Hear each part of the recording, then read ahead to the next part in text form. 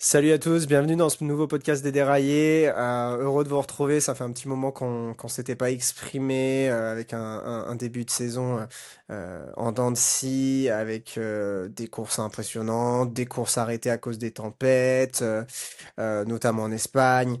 On a un début de saison quand même qui part sur les chapeaux de roue pour deux grosses équipes.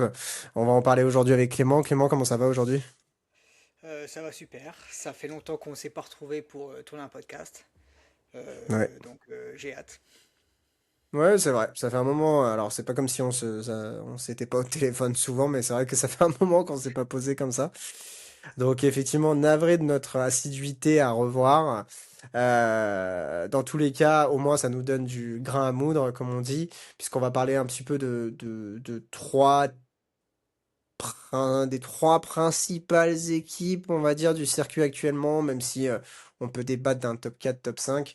On va parler de, bien sûr, la Visma qui connaît un début d'année assez compliqué, dépressif.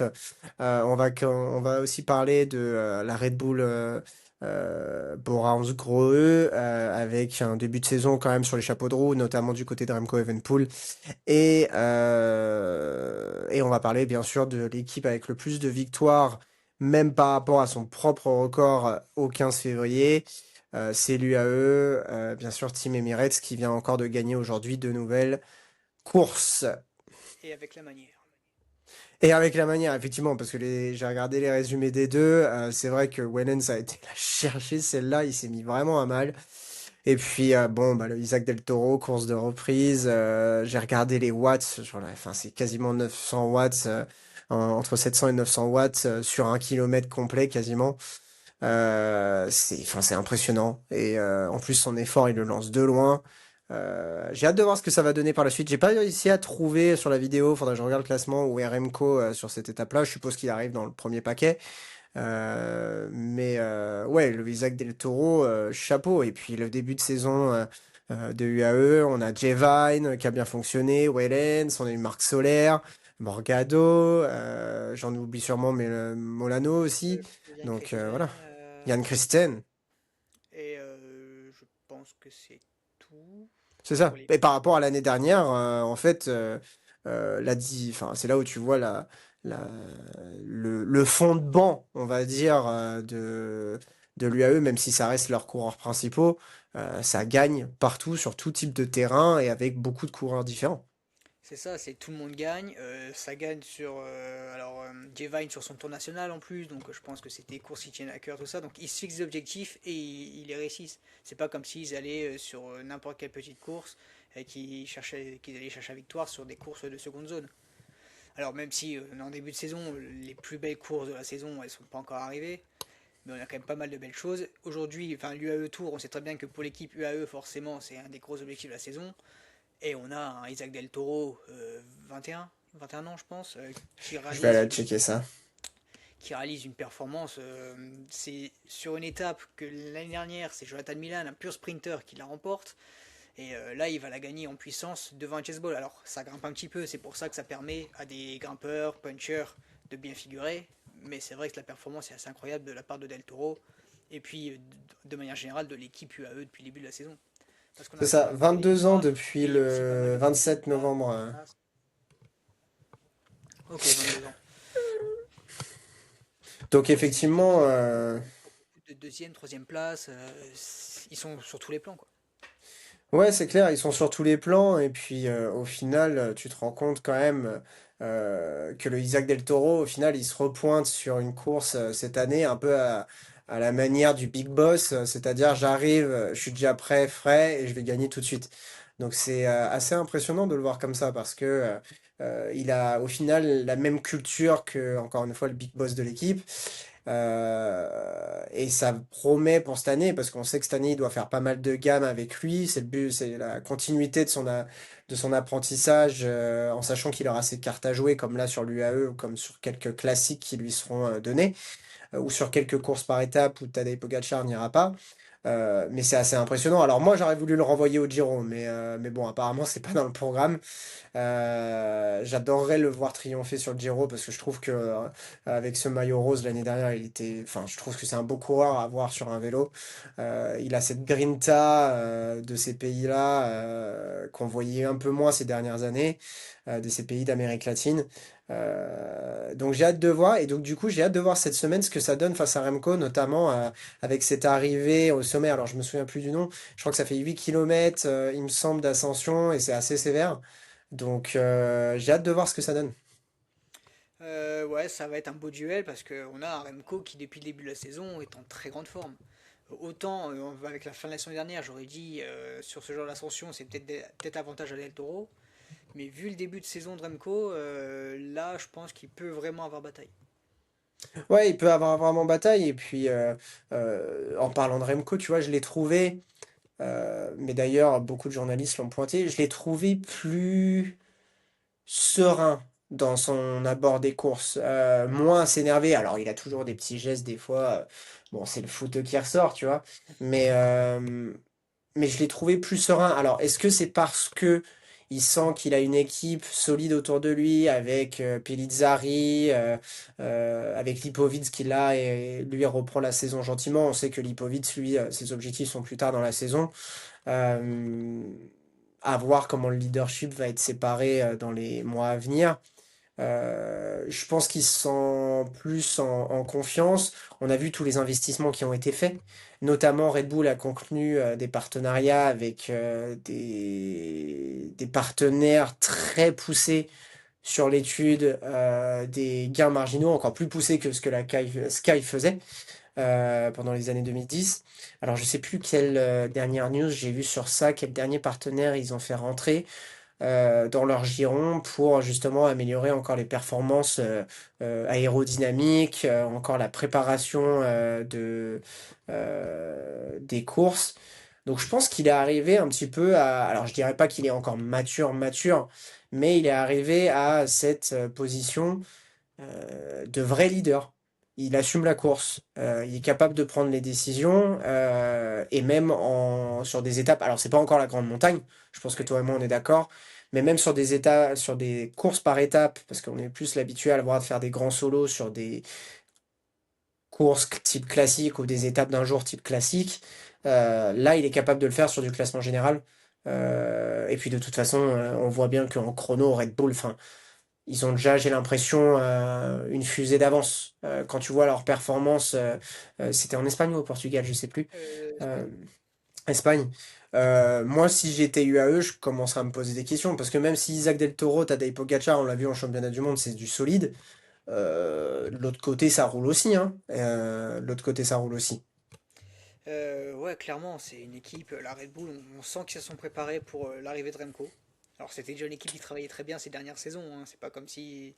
Mais on sent qu'ils sont pas juste allés chercher un coureur en se disant ça y est, c'est une nouvelle pépite. Ils se sont préparés pour, et on voit très bien que ça fonctionne. Le chrono par équipe, voilà, très dominateur. Euh, et puis Remco, c'est vrai qu'il arrive serein. Donc est-ce que ça va continuer toute la saison? Est-ce qu'on va pas revoir un peu l'ancien Remco dès qu'il y aura des problèmes ou plus de concurrence?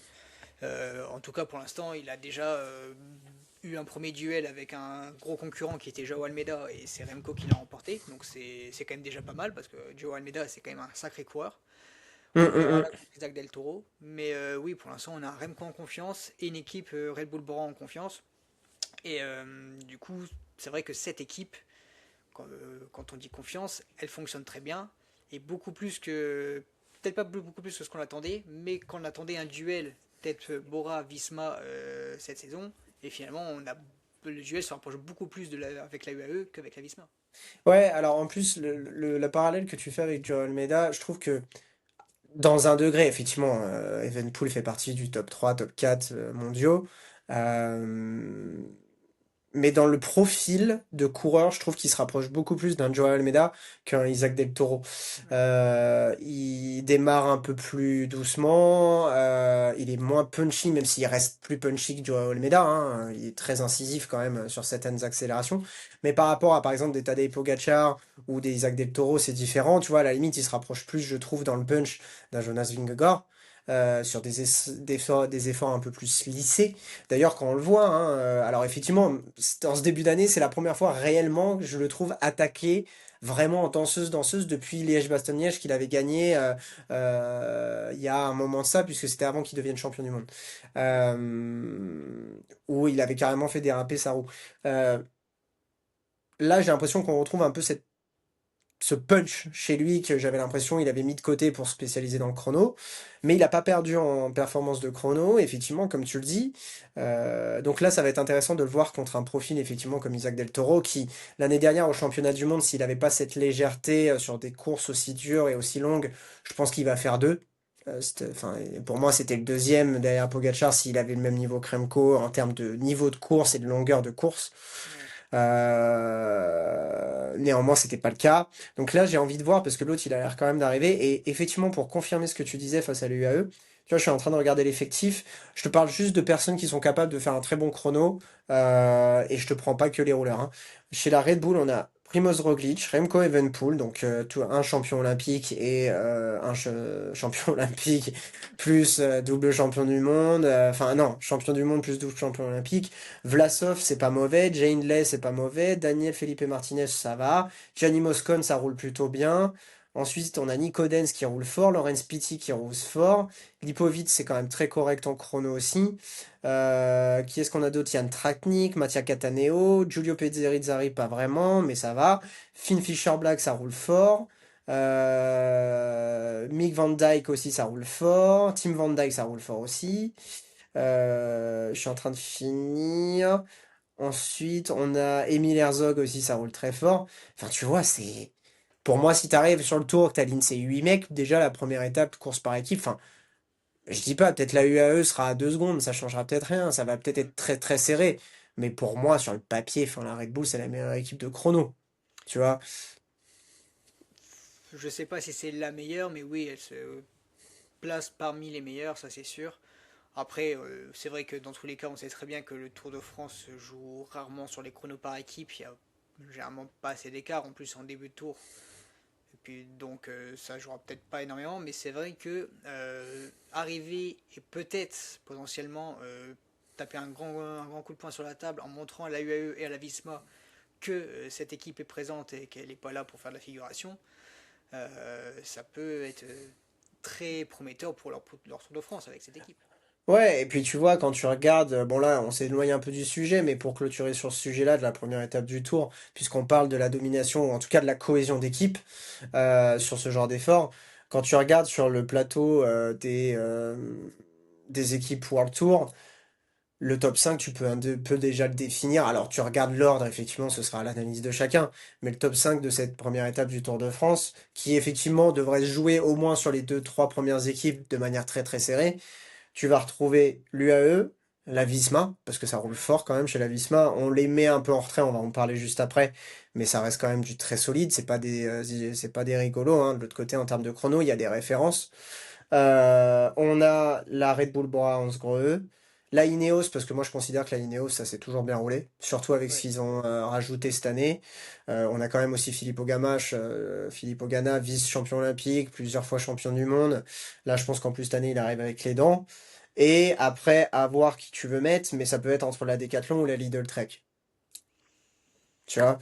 Mais pour moi, cette étape-là, elle va se jouer entre ces trois premières équipes. Ce qui nous emmène d'ailleurs sur, bah, avant de revenir peut-être sur la UAE pour clôturer notre débat sur les trois premières équipes, même si on s'accorde pour dire que la Red Bull, c'est pas surprend, mais en tout cas, le niveau de Remco surprend pour une première entrée parce qu'il a rarement été aussi performant. Mm. À tout l'inverse, on a la Visma. Tu veux peut-être aborder le sujet, je vais être plus dur, je pense, après, mais on va parler bien sûr de Jonas Vingegaard avec l'incident qu'il y a eu, le départ du coach. C'est un peu compliqué. On ne sait pas comment Van Aert va aborder la saison dans... C'est quoi? C'est dans une semaine, dans 10 jours? Donc, Je ne sais plus exactement, mais oui, c'est bientôt. Alors ouais, c'est une équipe. Alors tu as parlé, oui, l'accident de Jonas Vingegaard, de ce départ du coach, mais rien que les résultats. Il y a une seule victoire pour le moment, c'est Mathieu Brennan. Et donc c'est sur une étape du Tour de Lander. Et sur ce tour, je suis désolé, mais il est battu par le coureur Decathlon. Alors c'est Lund Andresen, je pense le nom. J'ai pas hâte de l'écorcher un petit peu. Ouais, Tobias Lund Andresen, pour être sûr. Ouais, donc il est battu. Donc sur ce tour, il est plus régulier. Et sur la Cadel Evans, il est aussi devant Andresen. Donc je pense que le coureur sur qui on comptait un peu en début de saison, Mathieu Brennan, il n'a pas eu les performances voulues. Après, c'est un coureur encore très jeune, c'est pas le problème. Hum. Les autres. Alors, quand on regarde l'effectif de la Visma, les plus gros coureurs n'ont pas encore couru. Ils n'ont pas encore pris le départ d'une course, mais quand même, ils sont même pas classés en fait. Hum. Aujourd'hui, sur la tour du AE, ça finit pas top 10. Le premier de la Visma, c'est 11e. Je suis désolé, avec l'effectif qu'ils ont, tu vas pas me dire qu'ils peuvent pas essayer de claquer des mecs dans le top 10, au moins sur toutes les étapes. Là, c'est quand même une lourde tour. La Visma, on l'attend à ce moment-là. Et donc c'est sûr qu'en termes de résultats, pour l'instant c'est faible, il n'y a pratiquement rien du tout, à part cette victoire de Brennan, comme je l'ai dit. Donc ouais, assez déçu de la Visma. Après il y a des explications, hein, forcément, comme tu en as parlé tout à l'heure, de ce départ du coach ou de la chute de Jonas. Ouais, et puis je veux pas relancer la polémique parce que maintenant ça fait un moment que c'est arrivé cet accident, mais je pense qu'on a le même, quand on en discutait en off, on a la même opinion sur la chose, c'est-à-dire que euh, c'est une chute débile à l'entraînement. C'est une chute débile à l'entraînement. Enfin, en tant que professionnel, t'as pas à te mettre dans ce genre de situation. Néanmoins, on ne sait pas comment ça s'est exactement passé, on ne sait pas quelle était l'attitude du jeune cycliste, enfin en tout cas du cycliste amateur qui le suivait. Je pense qu'en plus en descente, tu as tendance à être beaucoup plus précautionneux à l'entraînement en tant que professionnel, surtout quand quelqu'un te suit, tu te dis, il va vraiment essayer de me suivre, il risque de partir à la faute et ça va être pour ma tronche. Moi, je suis pas fan de faire ça, de suivre des coureurs professionnels. Moi, je vais pas travailler dans des endroits où je sais que je vais être collé pour mon métier. Je vais pas aller embêter le boulanger à 5 heures du matin quand il prépare ses baguettes et ses croissants. Mais c'est con, hein, comme exemple. Mais, enfin, chacun son métier. Et moi, je pense que j'aime pas être dérangé quand je suis concentré. Lui, la même chose. Donc dire bonjour en côte ou dire bonjour en haut et coucou Jonas, est-ce que je peux te prendre en photo, c'est fait. Mais t'as pas à essayer de le suivre en descente, surtout en descente, tu vois. Donc c'est une chute débile, ça doit pas arriver, il doit être plus malin que ça.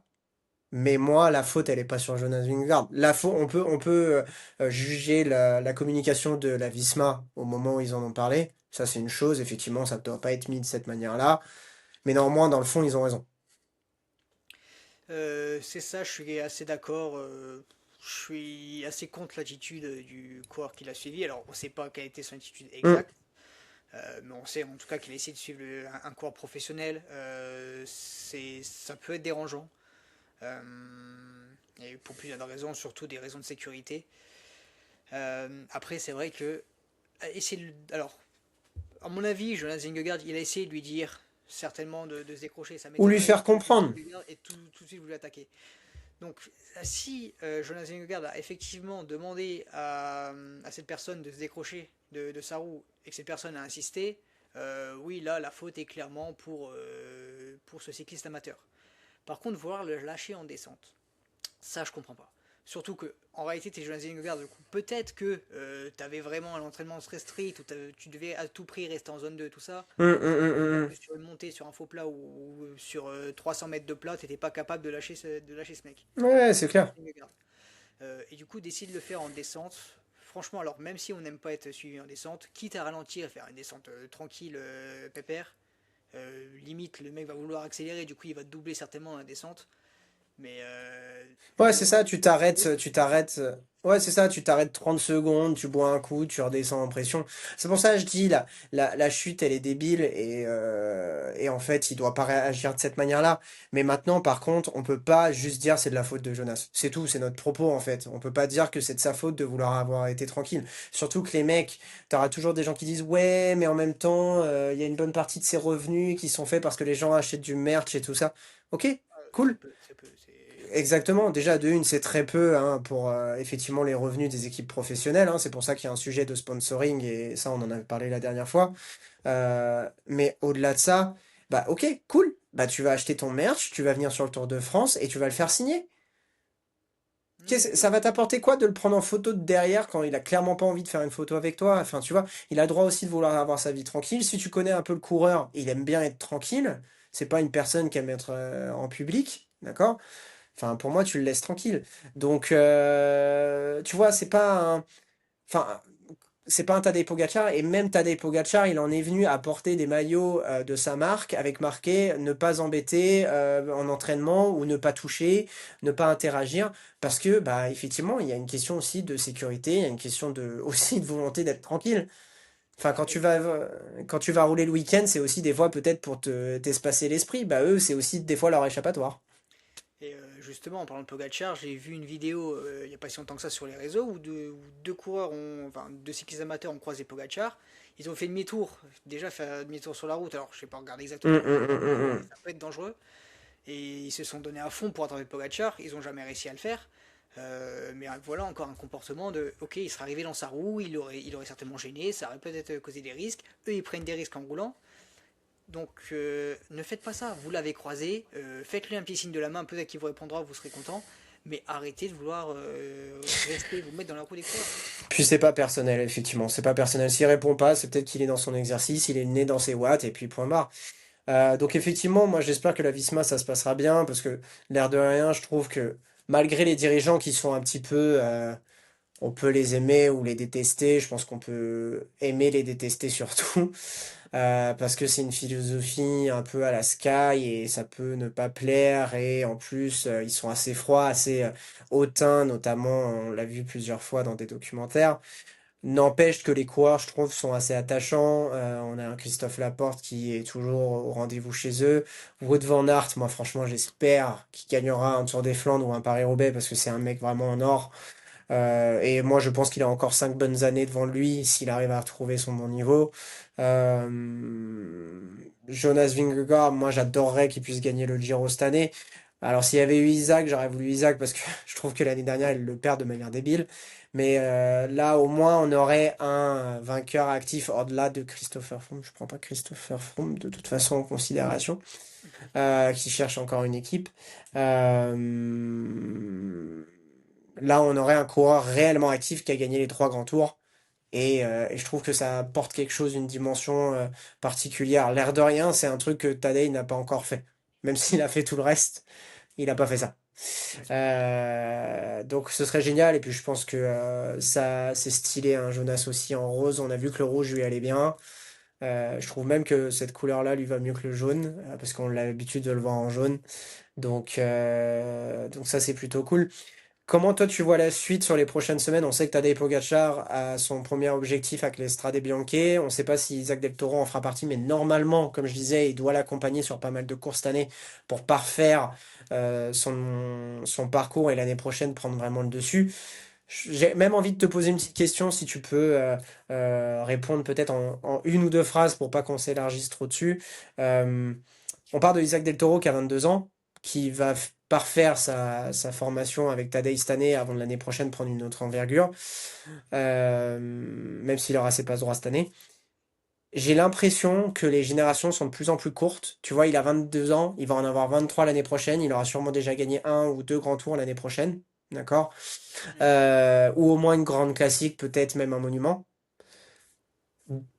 Alors, effectivement, on dit bah, c'est limite en retard par rapport à Tadej Pogacar, mais à part Tadej Pogacar, il y en a personne qui en a gagné actuellement en place ces monuments-là et des grands tours. Il n'y a que lui, là, réellement, qui l'a fait. Donc, faut pas tout mesurer par rapport à Tadej. Ce serait déjà exceptionnel de gagner un grand Il y a tour à Egan 23 Bernal ans aussi. et le reste. Egan Bernal. Mais c'est des cas très à part. Egan Bernal, depuis, n'a pas confirmé, malheureusement pour les choses qu'on sait. Oui. Mais tu vois, on a Paul Sexas qui va avoir 20 ans donc en fin d'année, il me semble. Donc, c'est-à-dire qu'il a déjà quasiment 3 ans d'écart avec Isaac Del Toro. Est-ce que, donc en répondant de manière très courte, je sais que la question est longue, Clément, mais c'est pour t'expliquer, si tu veux, la synthèse de ma réflexion. Est-ce que les générations sont de plus en plus courtes et est-ce que, au final, en tant que Isaac Del Toro, tu commences pas à te dire, bah, va falloir que je me bouge parce que derrière, il y a des gamins comme Paul Sexas, Nordhagen, qui ont 1 ou 2 ans de moins que moi, qui arrivent.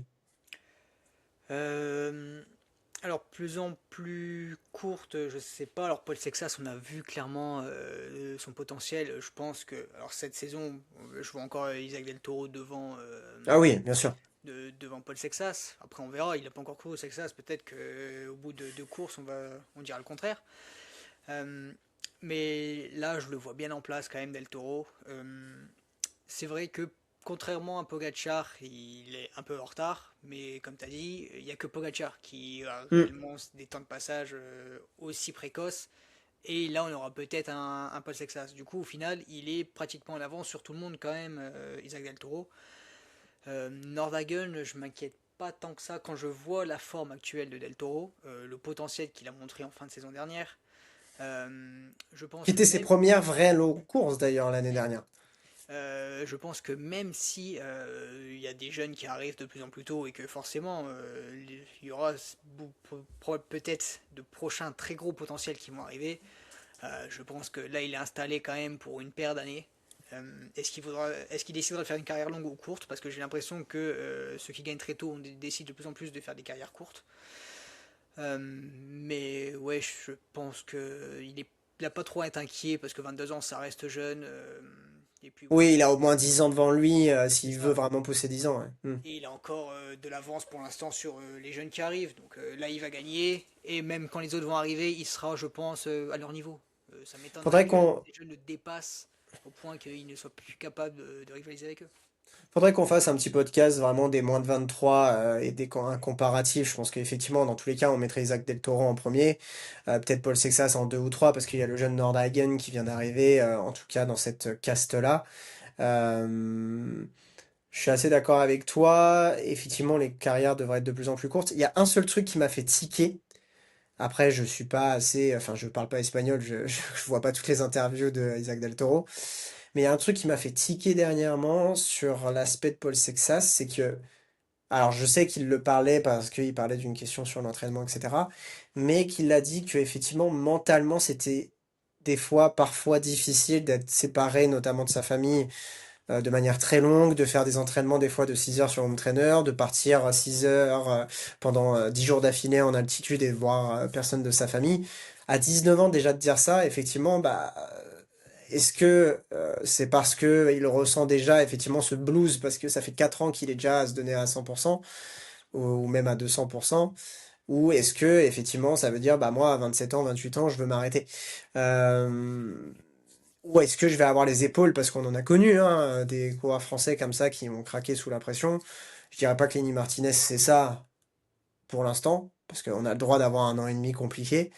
Euh, Néanmoins, c'est un petit truc qui m'a fait tiquer parce que, alors, à part si peut-être que la communication de UAE, c'est vrai qu'elle est très feutrée, très bien contrôlée, mais j'ai pas l'impression sur les réseaux que Isaac Del Toro le montre de la même manière, euh, cette fatigue mentale par rapport au fait d'être loin. Parce que lui, toute sa famille est au Mexique et pourtant il est en Europe. Ouais. Euh, Après, peut-être tout simplement qu'on lui a posé la question et que du coup il a répondu, comme tout le monde Voilà, répond, c'est ça, que c'était c'est ça. difficile, qu'il y a beaucoup d'heures d'entraînement, etc.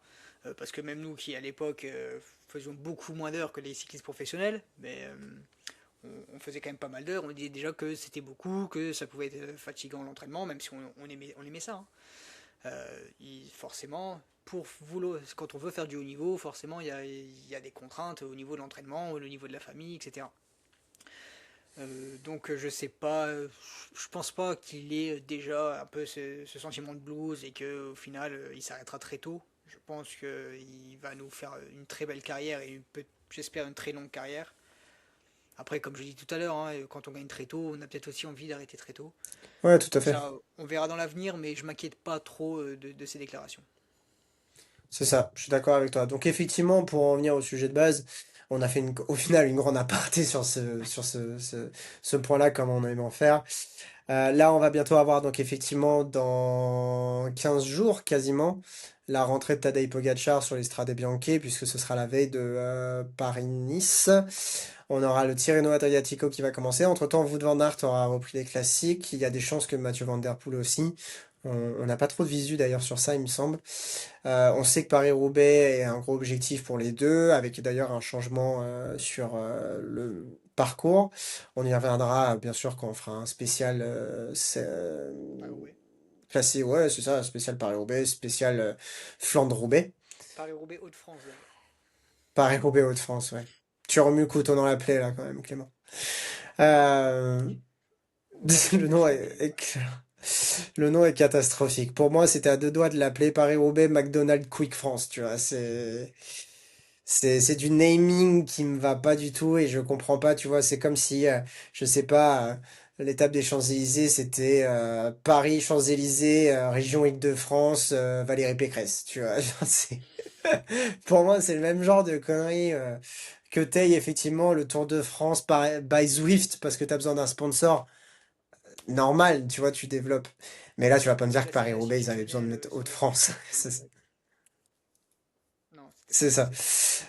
C'était vraiment pas nécessaire. Bon, dans tous les cas, effectivement, on va avoir la rentrée de Tadej, on aura Strade Bianche, Paris-Nice, Tirreno Adriatico, on arrivera sur le premier gros rendez-vous, on fera peut-être une spéciale aussi sur Milan-San Remo avec une grosse refrange à prendre côté UAE avec justement Isaac Del Toro qui vient pour supporter Tadej Pogacar. À mon avis, dans la Cipressa, ça va pas être la même chose, hein.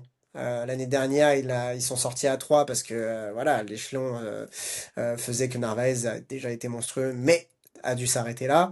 À mon avis, avec le Zozo derrière, si ça sort à 4, ça va pas se passer de la même manière. Et d'ailleurs, on pourrait peut-être pourquoi se dire s'il sort à 4, on va pas refaire l'histoire avant d'être déjà à la spéciale, mais on peut avoir une surprise avec les deux Zozo devant. En tout cas, dans les top 5 des favoris, je pense qu'on les met les deux. Vingegaard, on n'a pas de nouvelles effectivement quant à sa reprise depuis l'accident. On sait qu'il doit reprendre l'entraînement progressivement et que là, il donne plus trop de nouvelles. Ils font vraiment les morts sur tout ça. Wout van Aert aura repris.